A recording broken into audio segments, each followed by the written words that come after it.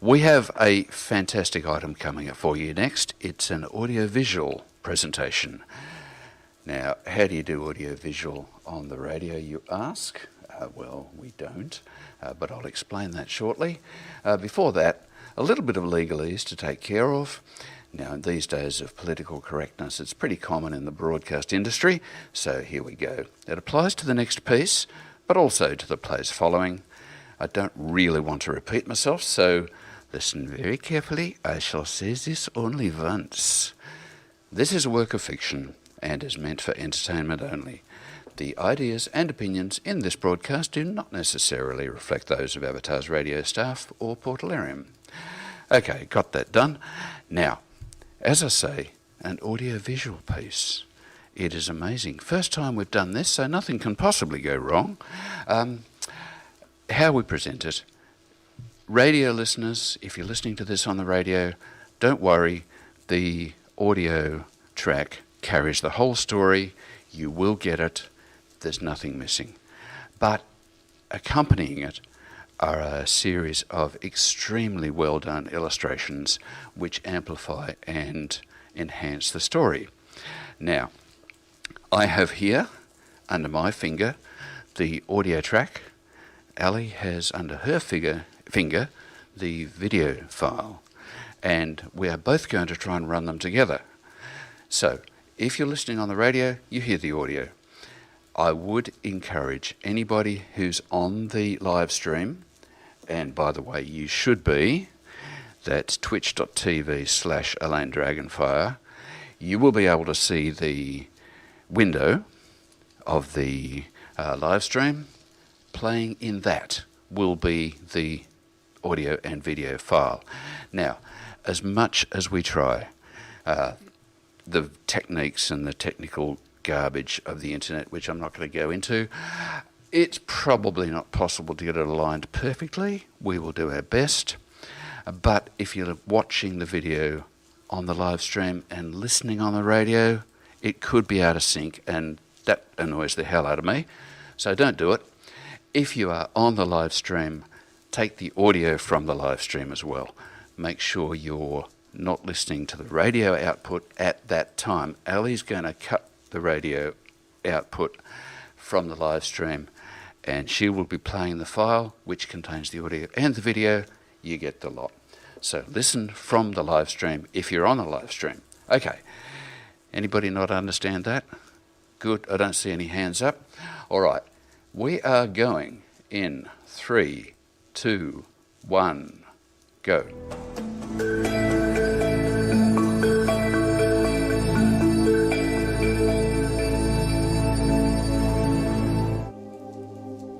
White Pony Productions presents 3D Portal Adventure, a cross-time cafe tale. Featuring Addie as Lady Beth, Shatul88 as Cat Dude, Makey Antia as Tiger T, Jay Harper as McClaw and Deckard, Trelana as Mooncat and Chryslin, with Asclepius as the narrator. Lady Beth and White Pony are the creations of Scudder, White Pony, Kidwell. All other characters come from their players at the Crosstime Cafe. http://whiteponyproductions.com. Produced and edited by Asclepius. Either within or without, it is hotly debated, the vast multitude of universes and existence possibilities, there is said to be a forest that exists in none of them, but it connects them all. At the back corner of this forest is a cafe where certain folk gather and socialise, with no visible impact upon their life stories. Well, for the most part. This place is the Crosstime Cafe. Their reasons and causes for being there vary as greatly as their number, but for a few, it is a respite from duties elsewhere. But ultimately, duty calls, and those bound to it must answer. The first to answer this call is Lady Bethlyn, the White Guardian, Formerly a unicorn princess of the Blue Mountain Blessing, now the proprietress of the cafe, along with her great-grandsire White Pony, a seemingly merry and mischievous old stallion, content to live a happy-go-lucky lifestyle, in contrast to her serious tone of life. Indeed, one would not immediately recognize them as being related, aside from their white fur. For starters, while he was completely equine in form, she was anthropomorphic, half human in fact, standing upright at 8 feet 6 inches. Her forelimbs were arms, ending in hands with 2 fingers and an opposing thumb. Further, her alicorn, the spiraled horn from which unicorns project their magic, was no more. Lady Beth had been the victim of a magical catastrophe that had left her in this half-human, half-equine shape. The accident had caused her alicorn to melt, burning a distinctive scar on her forehead, leaving her with a reminder of what she believed was her guilt in this accident. No less embarrassing, her equine mammary glands, once abdominal and fairly flat, had become human mammary glands, thoracic and anything but flat, causing her to gain unwanted attention, mostly from males. It did not take her long to become familiar with the phrase, "My eyes are up here if you want to keep on living." No longer able to project magic through her missing alicorn, she uses a pair of bracelets of a shiny silvery metal given to her by an archmage who taught her how to utilize magic in her humanoid form. Thus did she become a warrior mage, a protector, the White Guardian. It is that duty that now summons her. Away from her respite as cafe proprietress and back to her duties as a protector. In one of the basements of the cafe, Lady Beth stands before an archway, seemingly leading straight into a blank wall. She commences an arcane ritual, and a trans-dimensional portal begins to form within the archway. If she had hoped to do this unnoticed, her hopes were futile, for it wasn't long before she had a small audience watching her. Turning to her audience, she issued a caution. "You have no experience here. Now go. If you follow me, I cannot guarantee your safety." A boldly striped royal tiger, named Tiger T, spoke up. "I'd like to be of assistance, but I trust your abilities and judgment of risk. Still, wouldn't it be more safe to take someone with you than to go alone?" A fairly leonine figure with stripes covering half of his body named Cat Dude, who was also in the audience, climbed the stairway to stand beside her. "My lady, life has only one guarantee for me, that it will someday end. Much as I wish that day to be far in the future, the importance of life is not derived by its length, but by the quality with which it is lived. You once asked us how brave we were, and I dared to say, as brave as you need me to be. Time for me to put up. One last thought before we enter. I do not come to follow or to lead. Be at your pleasure. Please let me walk beside you." Lady Beth gave a barely perceptible nod, saying, "First, I will wait here for 1 hour for you to gather your equipment and survival supplies. If you are not here, this portal is closed. Second, this is not a vacation or a date. Keep your emotions in check. I need you to help protect my arch, not stare at it." A voice from the back of the room muttered, "Apparently Lady Beth has to take on a speech impediment when using vulgar language." "Understood, Lady Beth," replied Tiger T. He ran off immediately to gather what may be of help, returning after a couple of rushed minutes with a medium-sized backpack filled with a few bottles of water, some high-density food bars, a 1-gallon lightweight pot, a first aid kit, a small tent, a pocket knife, a lighter, and a towel. I've got my sturdy cargo pants and jacket too. He grinned, wearing a belt with a folding spade attached to it. Donning a base cap, he said, Okay, I think I'm ready to go. The cat dude busily donned his dragon scale vest into trousers, muttering, That brand never let me down. Excellent protection with minimal sacrifice of agility. then set about inventorying gear. M41 pulse rifle with grenade launcher, check. 600 rounds ammo, 30 grenades, check. Blast Tech DL44 pistol, check. While I do subscribe to hokey religions and use ancient weapons, a blaster at your side is still a good idea. 5 power packs, check. Lightsaber, check. I'm a green blade myself. Adamantium dagger, check. Forged by dwarves, enchanted by elves, always have a final backstop. Runestone collection, check. Foolish mages may mock at runestone magic until they run out of regents and spell components. Letterman multi-tool, check. Multi-adaptive breathing mask, check. Works underwater or in toxic gases. First aid kit, check. It is as much for you as for me. Relying on magical healing is problematic. I can receive healing magic from others. Sadly, in my own usage, I can only heal myself. 500 meter paracord, check. 30 days energy rations, check. 4 liters of water, check. A couple changes of underclothes and socks, check. Some lessons from mothers never do leave us. Towel, check. Never leave home without one. Strapping on his backpack, he met Lady Beth at the gate with 2 minutes to spare. I know, cutting it close. Always did give my teachers anxiety that way.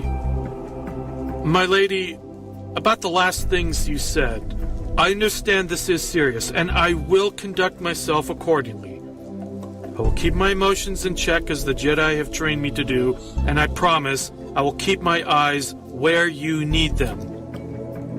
Let us proceed. Cat Dude, offering a paw to Tiger T for a paw bump, said, Well, mein guten Herren, I guess it's pretty obvious who's the camper and who's the soldier in this motley crew of ours.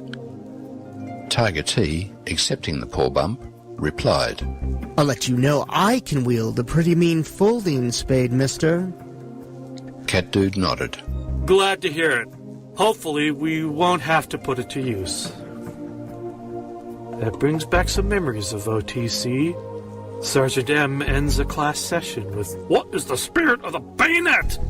Class responds with, Kill, kill, kill! And then I pipe up with, What is the spirit of the E-tool? Kill, maim, mutilate! Class bursts out laughing. Sergeant M is not amused, orders, Class dismissed, with a get the hell out of here tone to his voice. As we walk back to the barracks, Cadet Oki, big smile on his face, says, Sometimes you have one seriously demented imagination. I responded by reminding him of All Quiet on the Western Front and the use of spades and e-tools there. He nods and says, I'm right. Over back to our journey. On a lighter note, it seems our group stands at 3. A lion, a tiger, and mare. Oh my. Lady Beth casts a scornful look at the pair and says, Seriously? All right. T, you're in charge of setting up base camp and food prep. CD's in charge of security. This should provide us with the best arrangement of our resources. And gentlemen, if either of you become ill or injured, tell me immediately. As long as you keep me alive, I'm the best first aid kit you'll ever need. But I'll warn you, I have a terrible bedside manner. Cat Dude earnestly replied, My lady, when I am thusly geared and attired, rest assured, I am serious, unless that was a commentary on my punnery. I'm pretty certain your bedside manner can't be any worse than that Andorian nurse on Sigma Lyra D. I mean, when does a shrapnel wound to the shoulder require... never mind.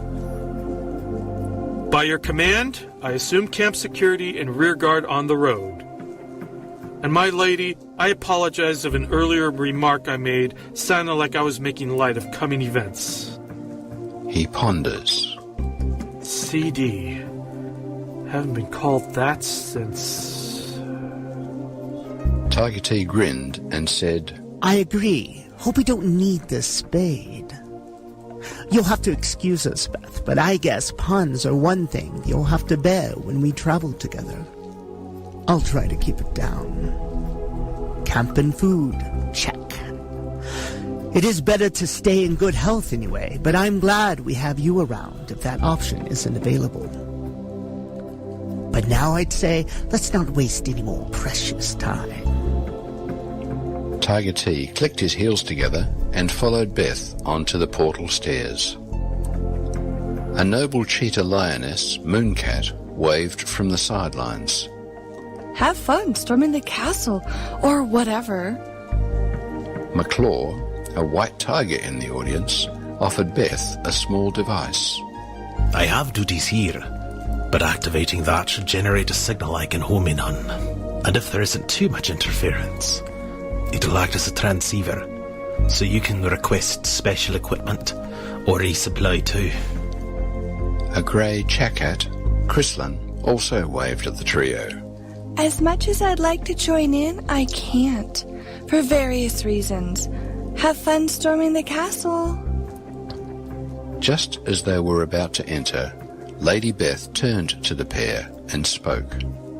There is one more thing I should forewarn you about. Unless we are in any danger, I prefer to sleep in the nude. This armor is very uncomfortable. But if this makes either of you uncomfortable, then I will continue to wear my armor for sleep.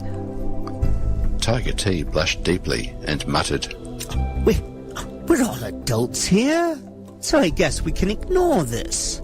No need for you to be uncomfortable, right, CD? Cat Dude responded, Dragon Scale is not comfortable to sleep in either. So, however you sleep is how you sleep. My armor is also coming off at night. But if it's all the same to you, I'm keeping my shorts on while I sleep. I know, a silly human modesty some said I should have discarded, but having so much of my humanity stolen... Also, I have been told I snore like a chainsaw, so I won't be offended if either of you don earplugs. Although if we're sleeping on the ground instead of a bed, it won't be an issue. The snoring only occurs on a bed, if I end up on my back. Maybe that's why most complaints occur when I snooze on a chaise lounge or an easy chair. A note from your humble narrator. Dragon Scale is not to be confused with the controversial failure called Dragon Skin. While superficially similar in appearance, Dragon Scale was created 3 centuries later when the necessary nanotech needed to make it work came about. No problem here, CD, said Tiger T. I'm sure I have a pair of earplugs somewhere in my pants pocket. As a half-cat, you can always say you're just purring. I, too, usually go with shorts for sleep. The Cat Dude thanked his friends for the well wishes and then climbed the stairwell to stand at Beth's side. Well, my lady, it truly seems to be just the 3 of us. Let's go forth. Tiger T also gave his thanks and joined the pair at the gate. Before stepping through the gateway, Lady Beth gave one last caution. I hope neither of you are afraid of heights. Where we're going, one wrong step and you're bye-bye. Note from your narrator, yes, the word nither is a word. It's a Scottish dialectal variant of the word neither. Not to worry, my lady. I do not fear heights that will kill me. It's the heights that will merely injure me that annoy me because if it happens, it's time wasted healing the injuries, said Cat Dude. Hey, Tig, is it wrong of me to be amused that Lady Beth is worried about a pair of felines having height anxiety? It is a valid concern, I guess. said Tiger T. I do not fear heights. I just have a healthy respect for them. I think of that as a good thing, as it keeps me alert in situations where they matter. Although, my hope is that we won't need to climb any vertical mountainsides, even if I do have inbuilt spikes to help keep my grip. At least we always land on our feet, said Cat Dude with a chuckle. This concludes Chapter 1 of Portal Gate Adventures. More to follow. Not bad at all. That was a brilliant story, I thought, and some exquisitely done illustrations. Now, if anybody missed that, this is being recorded and will be rebroadcast on Avatars Radio on the weekend, 10 a.m. Saturday and 2 p.m. Sunday, for your enjoyment. You're listening to Podcast and Poetry on Avatars Radio, Radio of the Avatars.